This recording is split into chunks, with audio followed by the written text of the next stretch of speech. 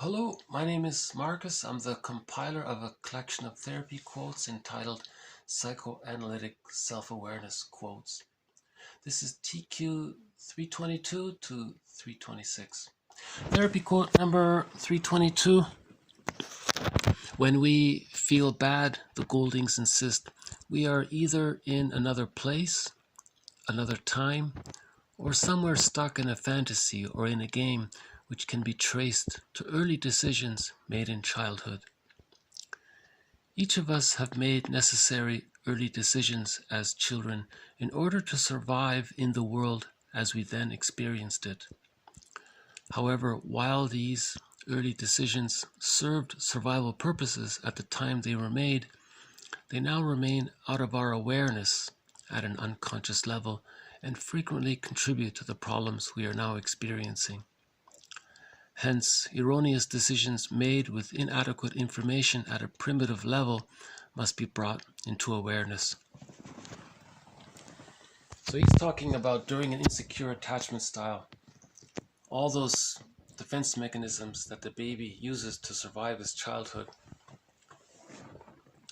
They're meant to be existential hearsay by the age of 3 when there's a secure attachment style. But if the baby doesn't achieve a secure attachment style because the frustrating memories outweigh the negative memories, the positive memories, causing a huge ambivalence in the child, and that defense mechanism is called splitting, where the child sees two people, the mother who's loving, who he bonds to, but the mother who's rejecting, who he's psychically loyal to unconsciously. So there's the splitting. So that's a decision the baby had to make to survive his childhood. During that time, the baby might be very difficult. He might try to provoke the mother to respond in a way the baby needs, called projective identification. And again, if there's an insecure attachment style, it means that the frustrating memories outweigh the positive memories, and the child is stuck with an insecure attachment style if it doesn't get resolved by the age of 5. A developmental trauma, so an insecure attachment style is a developmental trauma. When there's a trauma, there's the repetition compulsion to repeat the trauma. So as an adult, these immature defense mechanisms can still influence a person.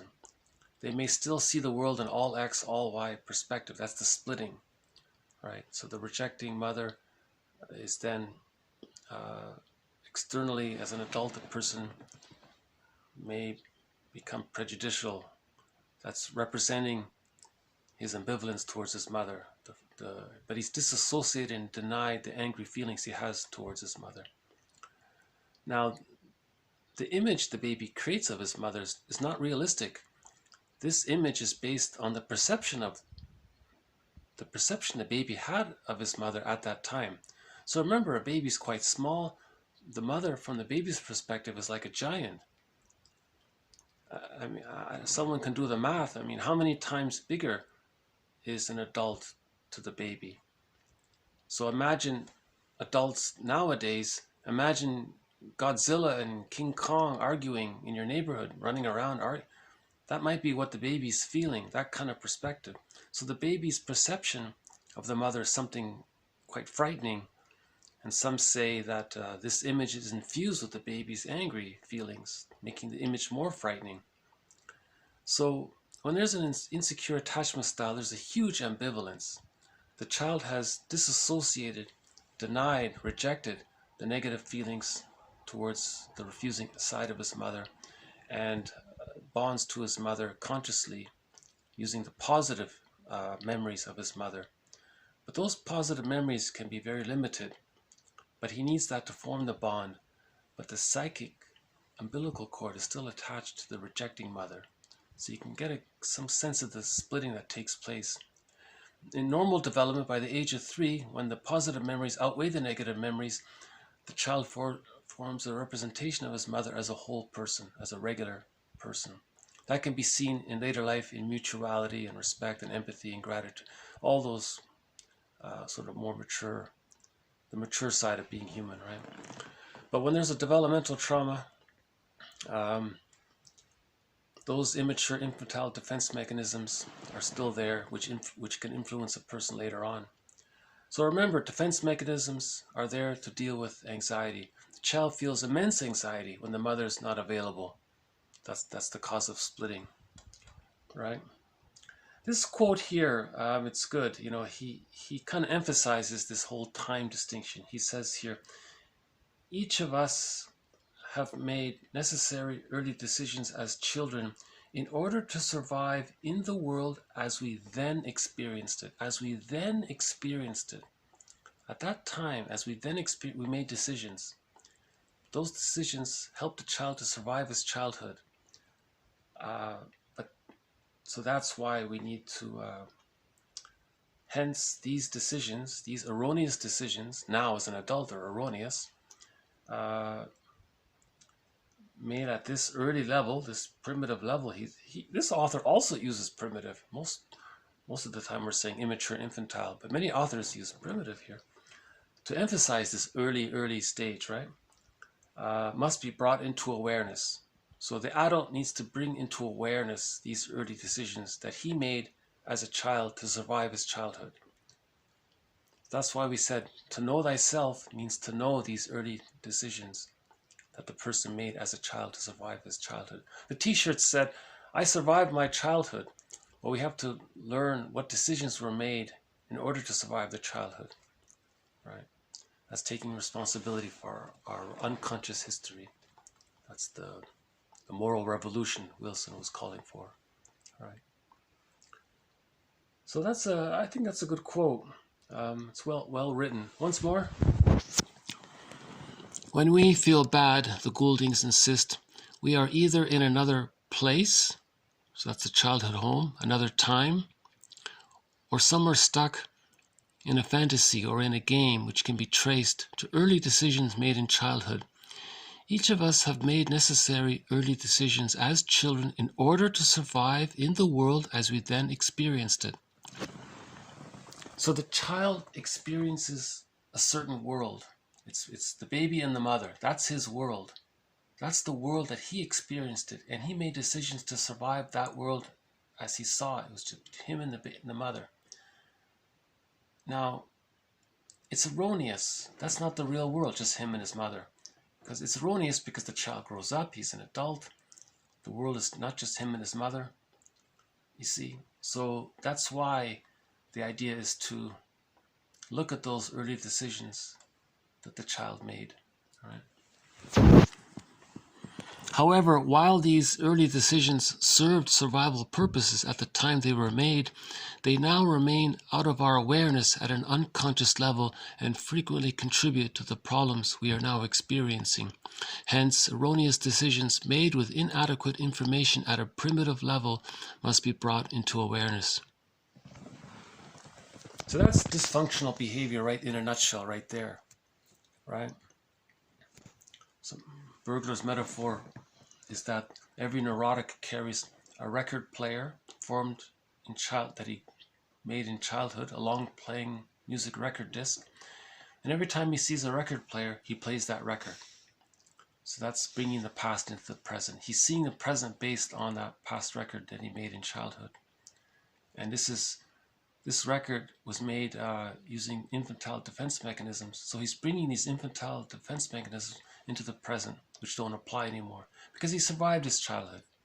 He's no longer a baby with his mother, right? But he was traumatized with the mother, and he's trying to repeat the scenario to master the trauma, and that causes havoc for himself and for others, and that's why it's called dysfunctional living, the unlived life, and so on. Okay, 323. Resistance is understood in terms of the difficulty the client has in giving up the pathological attachments involved in his unconscious internal object relations. This tie is based on one's need to change the bad object into the kind of person one wishes the object were. The second category of the bond to a bad internal object takes the form of a, quote, grand design to expose the unfairness of, coldness of, or other forms of wrongdoing on the part of the internal object.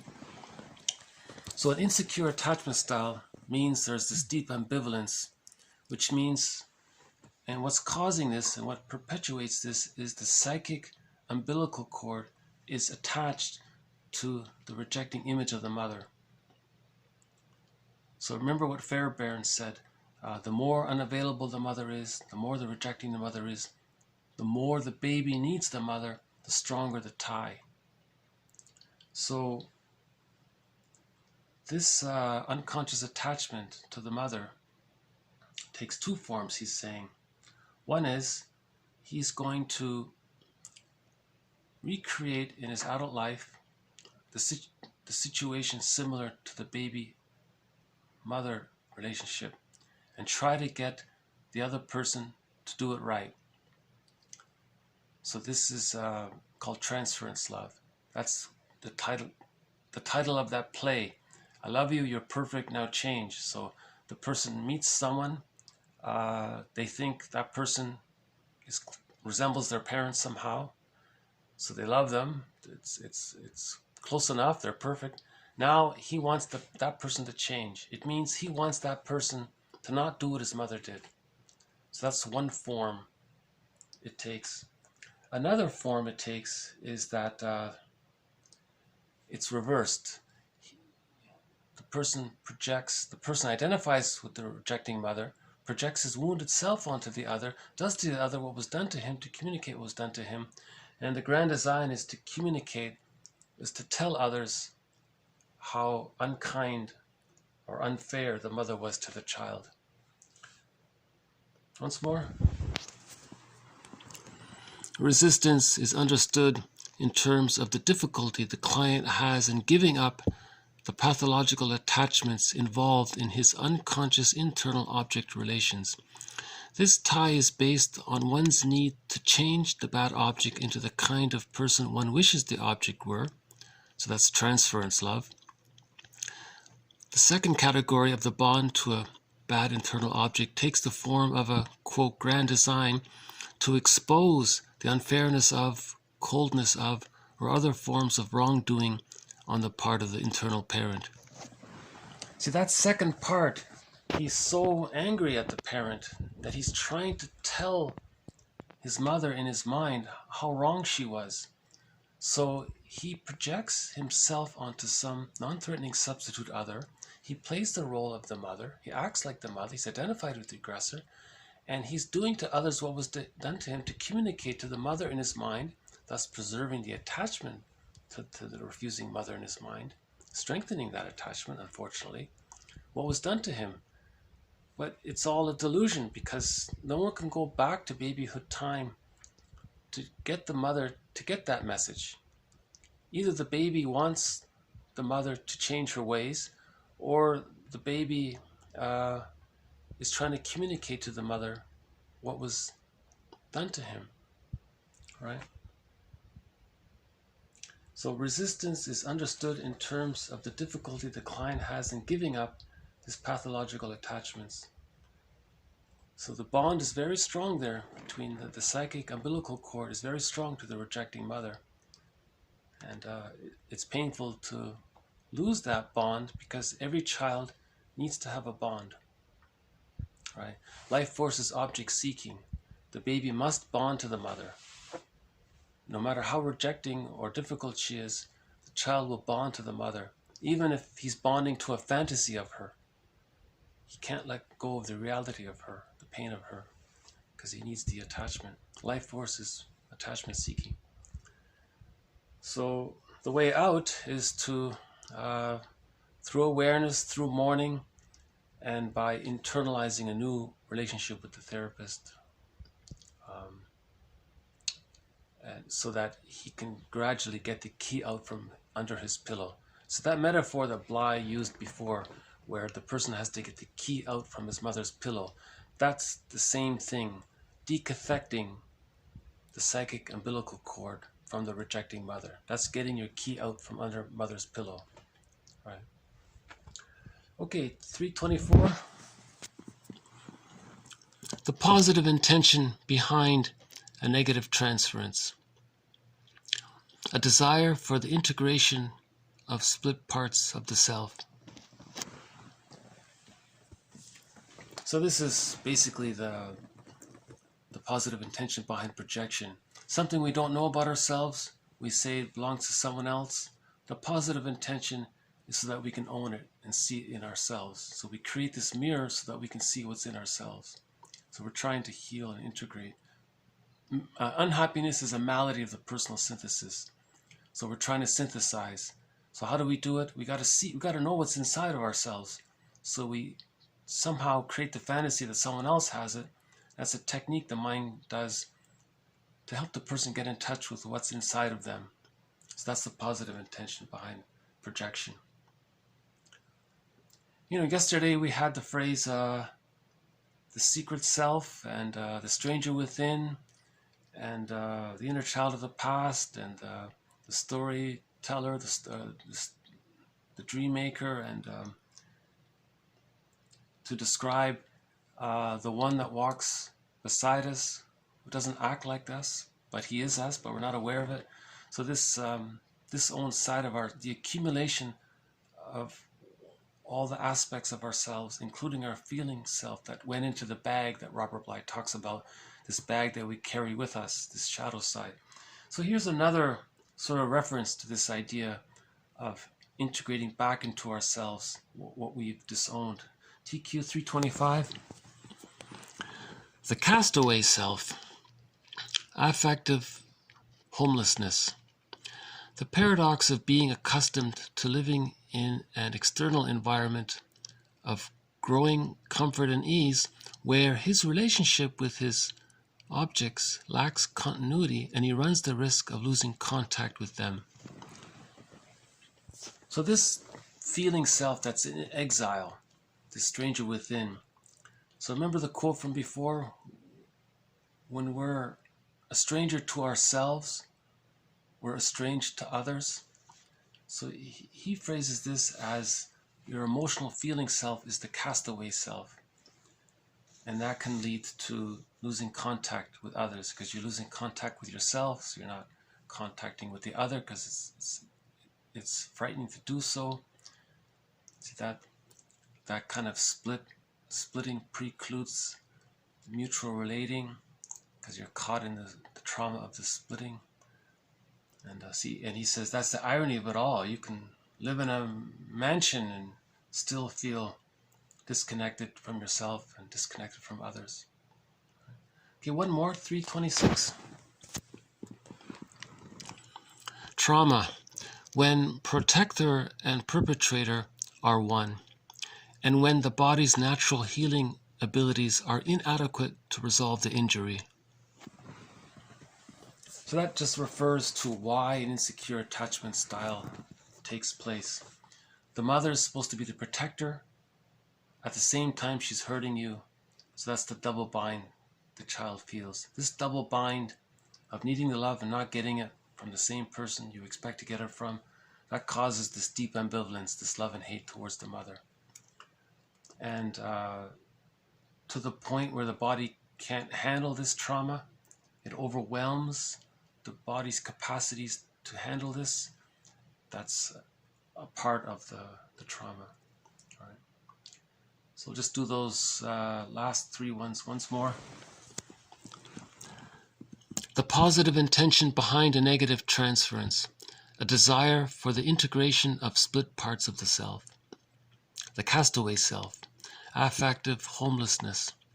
The paradox of being accustomed to living in an external environment of growing comfort and ease, where his relationship with his object lacks continuity and he runs the risk of losing contact with them. Trauma, when protector and perpetrator are one and when the body's natural healing abilities are inadequate to resolve the injury. So Bromberg calls that the too much too soon. Right? When there's a trauma, that's an emotional tsunami. The child has to escape, but there's no escape, so he disassociates, and there's the trauma, and that's the split off. So the feeling self is cast away, exiled, the stranger, the skeleton, inner child, the past, and exile. And there were other metaphors. And so the healing journey, as Robert Bly says, is to look in the bag that we've been dragging around with us and start to bring into ourselves all those things that we put into the bag by the age of 5 usually. He says high school finishes it, he says. What he means is by high school, so much of yourself, you're very estranged from yourself by high school. And then around it, he says, whenever the person begins their midlife audit, their midlife examination period, whether or not there's a crisis associated with this midlife audit or midlife examination period, this can happen at any age. It doesn't have to be around 40. It can start late. Maybe it starts earlier. Whenever that starts, the person looks in the bag and brings and reintegrates the split off aspects of himself back into himself, accept these parts of himself as being parts of himself. Then he gets reanimated. Then he feels safe to do so. He mourns, heals the splits.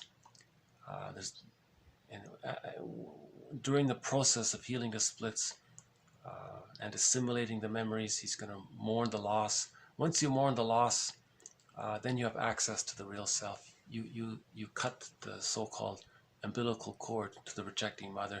You got the key out from under the pillow, and you hold the key to your real self, yourself. Right? You don't give the key to your real self to the mother to keep, because she doesn't want to give it to you, because she's caught in her existential dilemma. She's using the baby to meet her needs. Not to blame her, but that's her existential dilemma. She's caught in the repetition compulsion of her trauma. So her positive intention is to get the secure base. So that's one idea. Like Robert Bly says, 30% of what you're going to hear is wrong. It's up to you to figure out which 30%. Right? Okay, so we've had 5 quotes here. I think these are 5 good quotes. The first talked about, I think the first one here really articulated well, really articulated this idea of decisions being made in childhood, how it's important to understand what those decisions the baby made to survive his childhood were. Really understand, what decisions did the baby make to survive his childhood? What did he do? We have to know that, right? And the second one here was the 2 forms. Well, the idea about the psychic umbilical cord being attached to the rejecting side of the mother, and the 2 forms it can take. The positive intention behind projection is to integrate the split off parts of the self. So we had the idea of the castaway self. If you're a stranger to yourself, you're a stranger to you're estranged to others, no matter how well your physical comforts are. And the last one was the idea about the double bind. That last one, I think we can add to the previous collection on Bromberg's. Bromberg had a whole list of phrases describing the after effects of trauma. I think we can add this last one to Bromberg's list. Yeah, tough material. This is tough material, you know. But like the comedian said, the truth will upset you free. The truth will upset you free, because the truth is going to get you in touch with your feelings, and then you're digesting your undigested hurt, and that leads to forgiveness and reparation of this other, leads to reparation of the self, and that leads to the psychological birth. And then you don't end up as a curmudgeon in old age, right? That's the basic idea. Okay, so I'll just leave it here. Thank you very much. This has been TQ 322 to 326. More to follow. Thank you. Bye for now.